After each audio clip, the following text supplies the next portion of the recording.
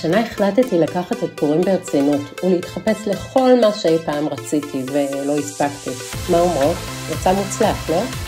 האמת שכן, זה די מוצלח, אני ממש אהבתי, אבל אלה לא באמת החפשות, אלא תמונות בינה מלאכותית שג'ימרטתי וערכתי להן החלפת פנים.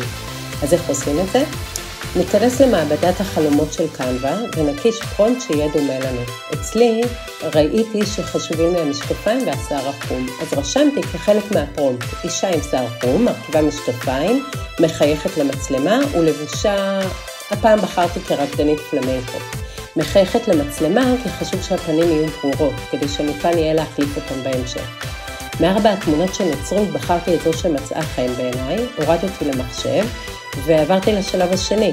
חיפשתי בגוגל אתר החלפת פנים. אני ממליצה על זה. מספר התמונות שניתן ליצור בו הוא רב. יש הרבה אתרים של החלפת פנים והעיקרון דומה.